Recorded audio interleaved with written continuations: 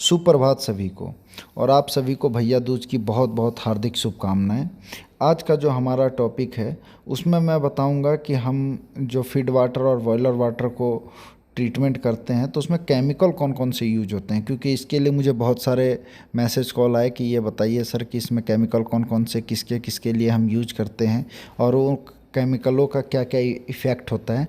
तो मैं इसी चीज़ को इस वीडियो में कवर करने वाला हूँ। तो चलिए देर ना करते हुए वीडियो को स्टार्ट करते हैं दोस्तों। देखिए दोस्तों, मैंने ऑलरेडी नेम डाल रखा है chemical for feed water boiler water treatment.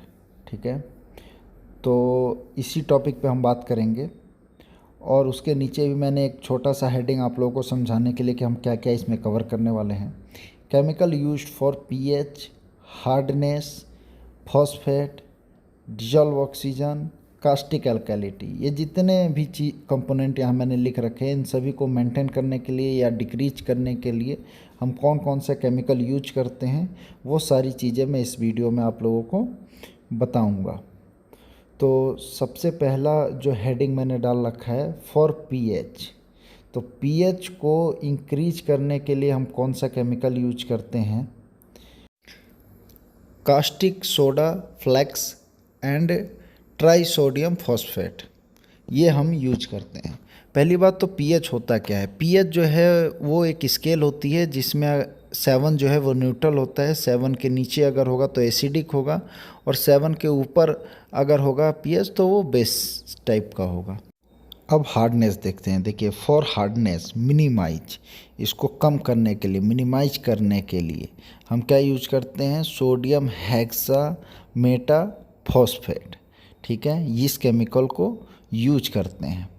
इसमें मैं आप लोगों को केमिकल फार्मूला लिखना भूल गया हूँ, वो मैं आप लोगों को बता देता हूँ कि किसका केमिकल फार्मूला क्या होता है। तो सबसे पहले कास्टिक सोडा फ्लेक्स से स्टार्ट करते हैं। इसका जो फार्मूला देखिए मैंने लिख दिया NaOH। ठीक है, ये कास्टिक सोडा फ्लेक्स का फार्मूला होता है।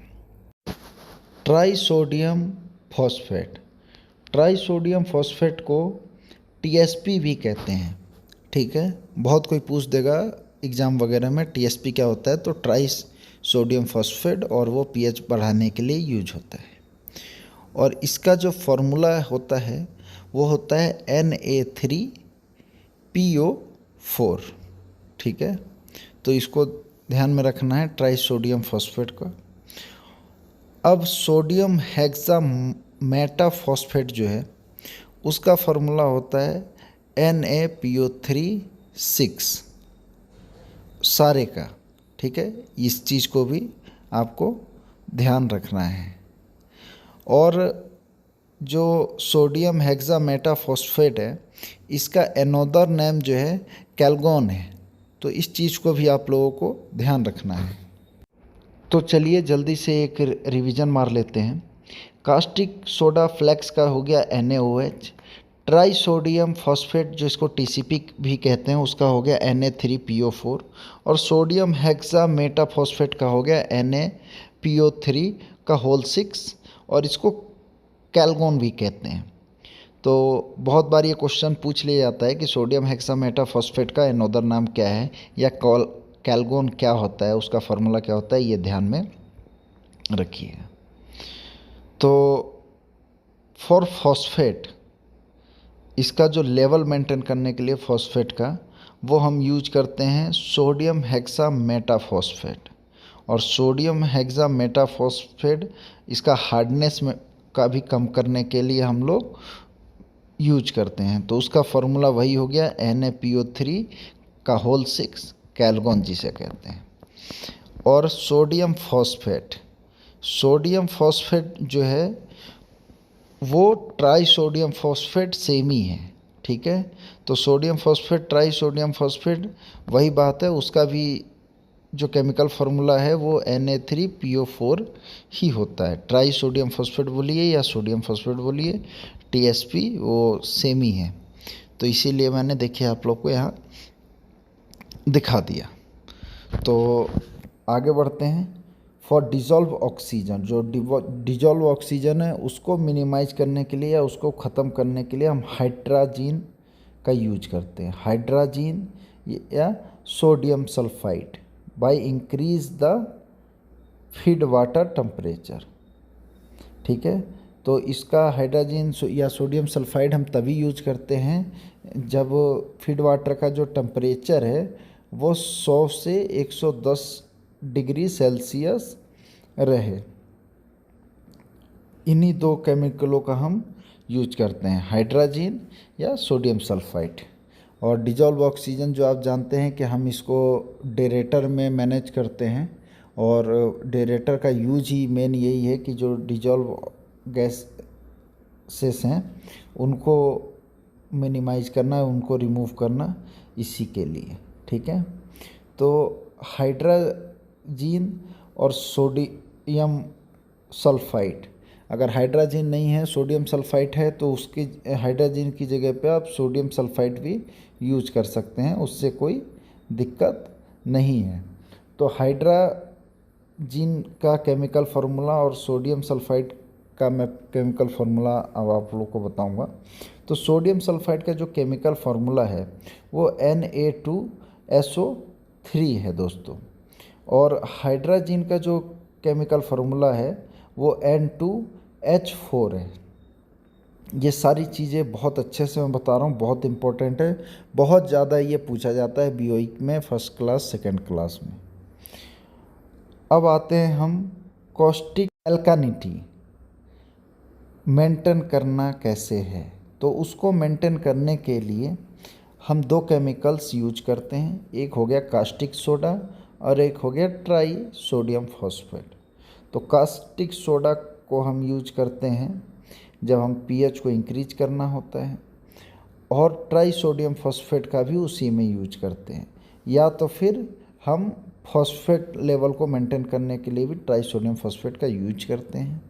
और कास्टिक सोडा जो है उसका जो केमिकल फार्मूला है वो NaOH है, और ट्राई सोडियम फॉस्फेट का जो केमिकल फार्मूला है वो Na3PO4 है। तो इस चीज़ को आपको अच्छे से ध्यान में रखना है, और ये सारे केमिकल फार्मूलाज आपको याद होना चाहिए। और जैसे मैंने बताया कि sodium phosphate, try sodium phosphate और TCP वो सारी एक ही बातें हैं, तो इस चीज़ को भी ध्यान में आपको रखना है। अब मैं आप लोगों को बताऊंगा कि एल्काइलिनिटी क्या होती है। It is a measurement of acid neutralising capacity of water. ठीक है, ये जो मेज़रमेंट है एल्काइलिनिटी जो है वो मेज़रमेंट बताती है acid neutralising capacity of water. ठीक है, कि उसकी वाटर की एसिड न्यूट्रलाइजिंग कैपेसिटी कितनी है, उसी को मेज़र करती है एल्काइलिनिटी। तो सारे केमिकल के बारे में मैंने बताया जो फीड वाटर और हमारे बॉयलर वाटर के लिए यूज होते हैं, इसको नोट डाउन आप लोग कर लीजिएगा अपने नोटबुक में। अब मैं जो आप लोगों को बताऊंगा कि ये जो हम केमिकल्स वगैरह यूज कर रहे हैं, जो pH मेंटेन कर रहे हैं, तो उनका प्रॉफिट्स क्या है, क्यों हम लोग मेंटेन करते हैं। तो देखिए मैंने टॉपिक ऑलरेडी लिख दिया है, activity to support treatment of boiler water.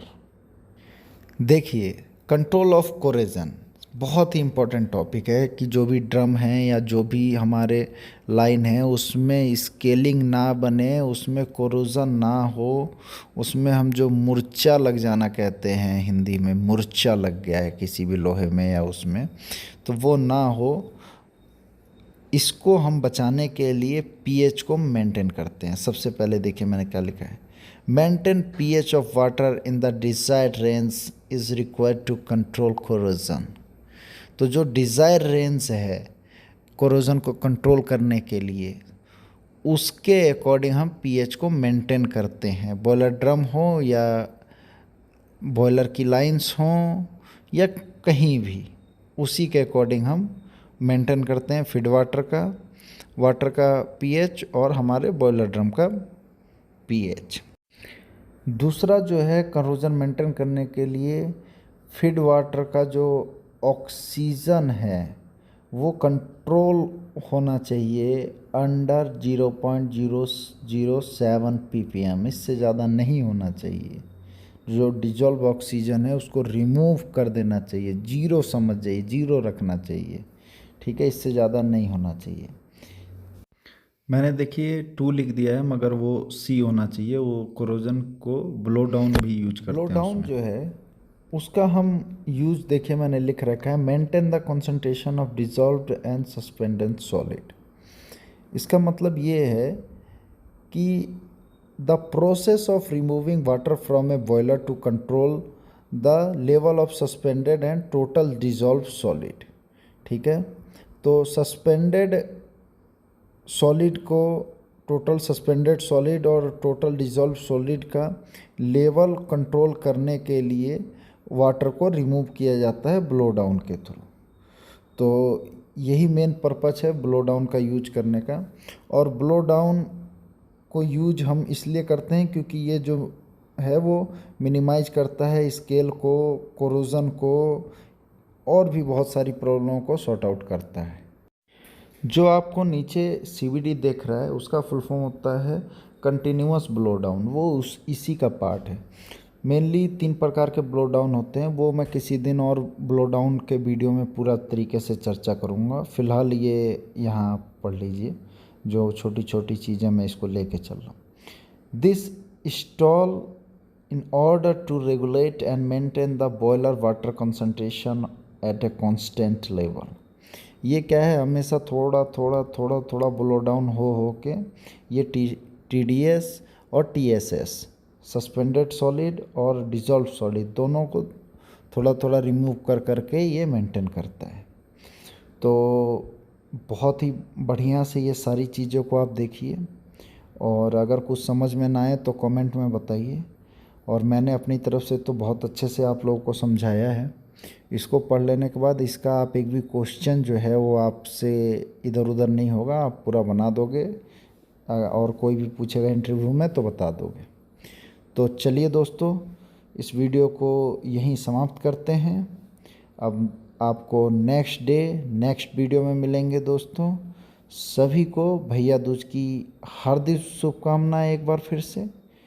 ठीक है दोस्तों, नमस्ते।